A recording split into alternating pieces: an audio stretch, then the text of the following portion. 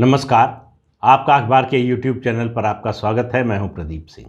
5 में से 4 राज्यों में भारतीय जनता पार्टी की जीत हुई है। उत्तर प्रदेश में, मणिपुर में, गोवा में और उत्तराखंड में। इनमें से 3 राज्यों में गोवा को छोड़कर स्पष्ट बहुमत मिला है।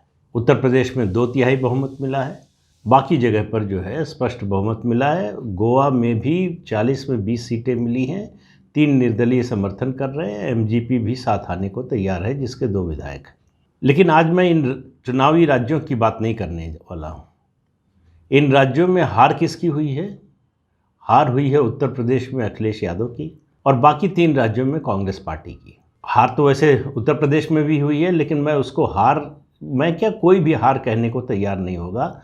वो कांग्रेस पार्टी पूरी तरह से मटिया मेट हो गई है। उत्तर प्रदेश जैसे इतने बड़े राज्य में बरसों बाद, बल्कि कहें दशकों बाद जो है, कांग्रेस पार्टी सारी सीटों पर चुनाव लड़ी। लगभग 390 या 99 सीटों पर लड़ी। उसके बावजूद उसका वोट शेयर 2.3% पर आ गया। अब उसका कंपटीशन जो है आरएलडी और जो है ओम प्रकाश राजभर की पार्टी और अनुप्रिया पटेल की पार्टी और संजय निषाद की पार्टी उनसे है। लेकिन उससे भी बड़ी बात, 97% सीट्स पर कांग्रेस के उम्मीदवारों की जमानत जब्त हो गई। और ये हुआ कांग्रेस की ट्रम्प कार्ड कही जाने वाली प्रियंका वाड्रा के चुनाव प्रचार के बाद। कहा गया कि बीजेपी के बाद सबसे ज़्यादा कोई मैदान में उतरा, सबसे ज़्यादा किसी ने प्रचार किया तो प्रियंका वाड्रा ने किया।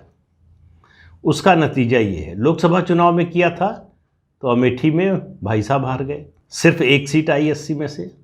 अब विधानसभा में किया तो उसका ये नतीजा आया। और जिस तरह से प्रचार कर रही थी प्रियंका वाड्रा, आप उनकी बातें सुनिए, उनके दावे सुनिए, तो आपको लगेगा कि मेन कंटेंडर वही थी जैसे। इसका मतलब है कि ज़मीन से कोई कनेक्ट ही नहीं है।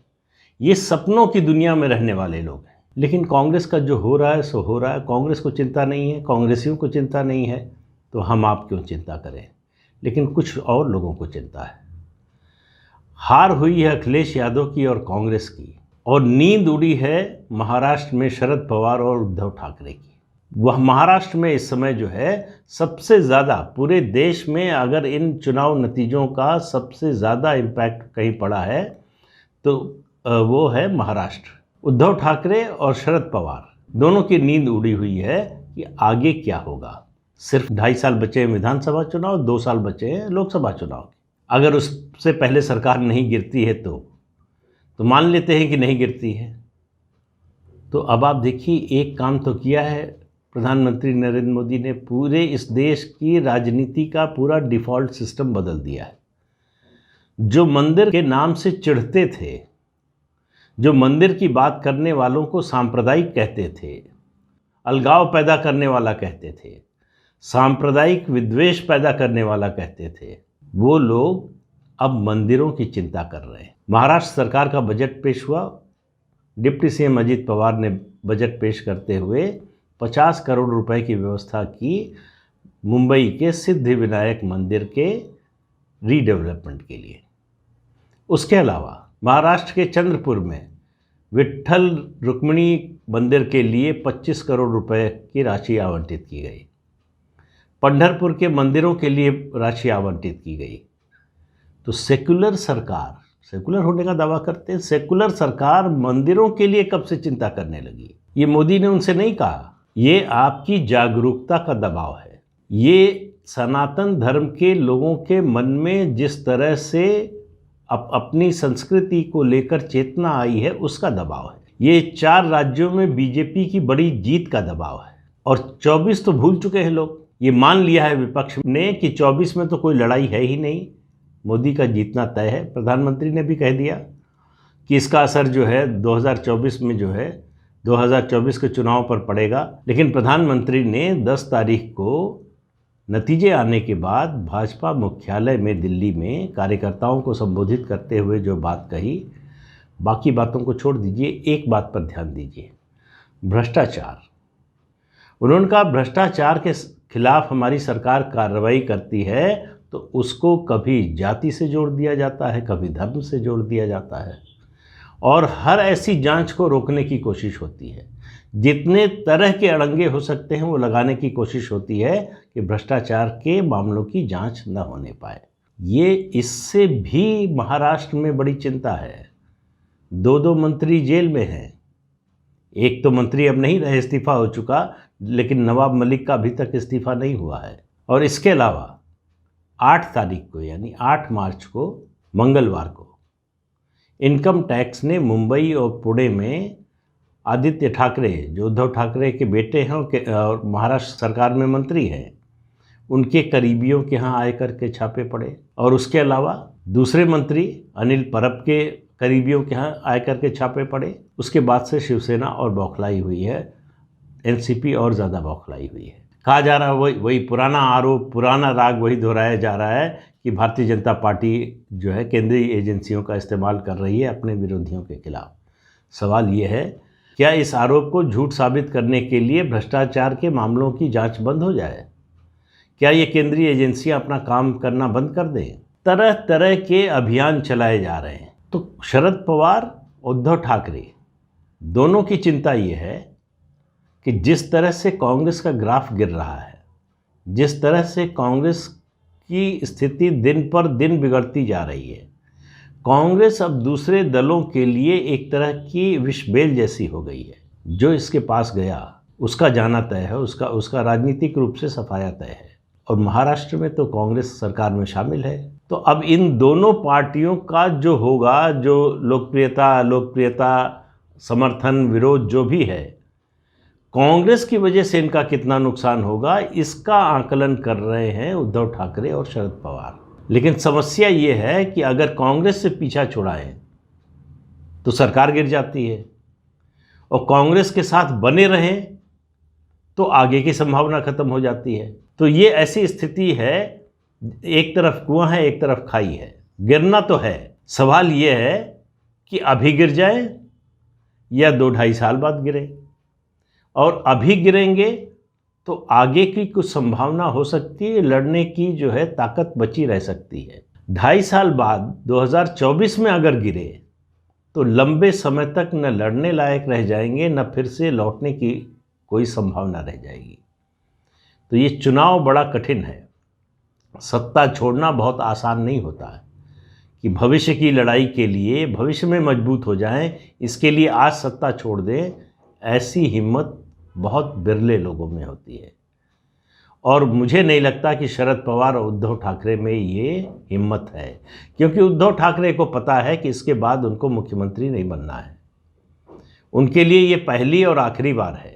शरद पवार को भी लग रहा है कि 2024 में क्या होगा, उसके बाद क्या होगा, उसकी चिंता में आज जो हाथ में है उसको क्यों गंवा दे। तो बात तो तार्किक लगती है, लेकिन सवाल ये है कि कांग्रेस पार्टी के अंदर अगर जो अंतःविस्फोट अगर शुरू हो गया, जिसकी संभावना दिन पर दिन बढ़ती जा रही है, G23 जो ग्रुप बना हुआ है उसमें कुल बुलाहट शुरू हो गई है। गुलाम नबी आज़ाद का बयान आ गया है कि वो उनका दिल रो रहा है कांग्रेस की स्थिति पर। और कितने लोगों का दिल रोएगा। हरियाणा से ऐसी खबरें आ रही हैं कि शायद भूपेंद्र सिंह हुड्डा के बेटे दीपेंद्र हुड्डा हो सकता है आम आदमी पार्टी में शामिल हो जाए। और अभी आने वाले दिनों में 8, 10, 15, 20 दिनों में आपको ऐसी खबरें बहुत से राज्यों से सुनने को मिलेंगी कि कोई किसी पार्टी में जा रहा है, कोई किसी पार्टी में जा रहा है। कांग्रेस की स्थिति ये है कि कोई कांग्रेस में नहीं रहना चाहता है। जो हैं वो मजबूरी में हैं, वो अपनी इच्छा से कांग्रेस में नहीं है। अपनी इच्छा से कांग्रेस में वही हैं जिनको मालूम है कि उनको और कहीं कोई लेने वाला नहीं है, तो उनकी भी मजबूरी है। अब सवाल ये है कि गांधी परिवार कब तक काबिज रहेगा कांग्रेस पार्टी पर, क्योंकि महाराष्ट्र में शिवसेना और एनसीपी को चिंता है तत्काल की। विधानसभा चुनाव 2.5 साल बाद है, लोकसभा चुनाव 2 साल बाद है, लेकिन कॉरपोरेशन के चुनाव तो सर पे आ गए हैं। बीएमसी के चुनाव में मैंने पहले भी कई बार कहा कि बीएमसी जो है वो शिवसेना का ब्रेड बटर है, शिवसेना की जड़ है। वहाँ पर जो है राजा की जान उसी तोते में है, बीएमसी नाम के तोते में बसती है। बीएमसी से अगर शिवसेना उखड़ गई तो उसको राज्य से उखाड़ना बहुत ही आसान हो जाएगा। उसके बाद शिवसेना में जो स्थिति होगी, जो चिंता, जो भगदड़ होगी, उसकी आप अभी कल्पना करना अभी शायद मुश्किल होगा। लेकिन बीजेपी का पूरा फोकस इस समय बीएमसी के चुनाव है। मुझे लगता है शायद इसीलिए, मतलब ज़रूरी नहीं कि दोनों का कोई संबंध हो, दिल्ली के म्युनिसिपल कॉरपोरेशन का चुनाव टल गया है। इस आधार पर टल गया है कि केंद्र सरकार तीनों जो कॉरपोरेशंस हैं, जो उनको 3 भागों में बांटा गया था, उनको फिर से एक करने जा रही है। तो फोकस सारा जो है, क्योंकि उसके अलावा और कहीं चुनाव नहीं हो रहा होगा और बीएमसी के चुनाव की घोषणा कभी भी हो सकती है। तो चिंता एनसीपी और शिवसेना की ये है कि बीएमसी में क्या होगा। मुंबई में उत्तर भारतीयों, खासतौर से उत्तर प्रदेश के लोगों की बड़ी संख्या है और उत्तर प्रदेश में जो राजनीतिक हवा बहती है, मुंबई के उत्तर भारतीय उसी हवा के साथ जो है बहते हैं, चलते हैं। उत्तर प्रदेश में जब तक कांग्रेस की हवा बहती रही, मुंबई के उत्तर भारतीय कांग्रेस के साथ रहे। अब बीजेपी की हवा क्या लहर है तो जो मुंबई के उत्तर भारतीय हैं वो बीजेपी के साथ जाएंगे और कांग्रेस के कारण और कितने वर्ग जाएंगे, कितने लोग कटेंगे इस गठबंधन से। तो उनके सामने समस्या ये है कि क्या बीएमसी का चुनाव तीनों पार्टियां मिलकर लड़ें या नहीं लड़ें, या कांग्रेस को अलग रखा जाए। अगर कांग्रेस को अलग रखा जाएगा तो उस पर कांग्रेस का क्या रिएक्शन होगा। ये सब ऐसे मुद्दे हैं जिनका हल शरद पवार और उद्धव ठाकरे को आने वाले हफ्ते 10 दिन में निकालना है। उनको तय करना है कि कांग्रेस के साथ रहना है या नहीं रहना है। हालांकि शरद पवार का बयान आया है कल ही, उन्होंने कहा कि बीजेपी को महाराष्ट्र में अभी 2.5 साल इंतज़ार करना पड़ेगा। तो शायद वो ये कह रहे थे कि 2.5 साल बाद तो बीजेपी आ ही जाएगी। हालांकि उनकी ऐसी मंशा नहीं रही होगी, लेकिन उनका बयान है, उसका मकसद ये था कि अभी 2.5 साल ये सरकार चलेगी। लेकिन मुझे नहीं लगता कि अंदर से उनको ये विश्वास है। और अभी आने वाले दिनों में उनके कितने नेता और कितने मंत्री और जेल की हवा खाने वाले हैं, इसका भी कोई भरोसा नहीं है, क्योंकि चारों तरफ से शिकंजा जो है कसता जा रहा है। भ्रष्टाचार और आतंकवाद, इन दोनों मुद्दों से, इन दोनों अपराधों से जुड़े हुए जो लोग हैं, जो नेता हैं, उनके दिन अच्छे नहीं आने वाले हैं, बल्कि कहना चाहिए उनके बहुत बुरे दिन आने वाले हैं।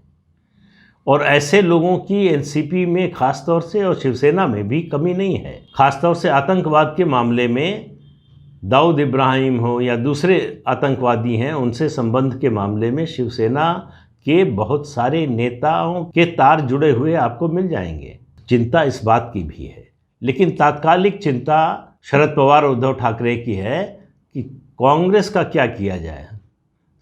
मतलब वही हालत है कि रहा भी न जाए और सहा भी न जाए। तो कांग्रेस के साथ जो है वो रहना भी मुश्किल लग रहा है और कांग्रेस को सहना भी मुश्किल लग रहा है। और कांग्रेस की जो महाराष्ट्र इकाई है, मुझे नहीं लगता कि वो सत्ता छोड़ के जाना चाहेगी। अगर केंद्रीय नेतृत्व कहेगा तब भी नहीं, और केंद्रीय नेतृत्व के कहने से सुनेगा कौन, अब ये भी सवाल है। अब कांग्रेस की जो है सरकार सिर्फ छत्तीसगढ़, राजस्थान, महाराष्ट्र में गठबंधन में और झारखंड में गठबंधन में, बस देश की एक समय की सबसे बड़ी पार्टी, सबसे पुरानी पार्टी, उसका ये हश्र हुआ है। और ये भी सल्तनत जो बची खुची है, ये भी जाने वाली है। तो इसलिए चिंता उद्धव ठाकरे और शरद पवार की बड़ी वाजिब है, लेकिन उसका हल खोजना बहुत ही कठिन है। तो उद्धव ठाकरे और शरद पवार को अभी आने वाले समय में काफ़ी समय तक उनकी नींद उड़ने वाली है, उनकी परेशानी बढ़ने वाली है, उनकी ब्लड प्रेशर की दवा की खुराक जो है वो बढ़ने वाली है। तो देखिए क्या होता है। और ये इसके लिए आपको बहुत लंबा समय इंतज़ार नहीं करना पड़ेगा, जल्दी ही इसके जो है आपको संकेत मिलने लगेंगे और परिणाम भी बहुत जल्दी ही दिखाई देने लगेगा। तो आज के अंक में इतना ही, अगले अंक में फिर मिलेंगे किसी नए मुद्दे के साथ। तब तक के लिए इजाज़त दीजिए। आपसे अनुरोध है कि ये चैनल देखिए, शेयर कीजिए, लाइक कीजिए और सब्सक्राइब ज़रूर कीजिए। नमस्कार।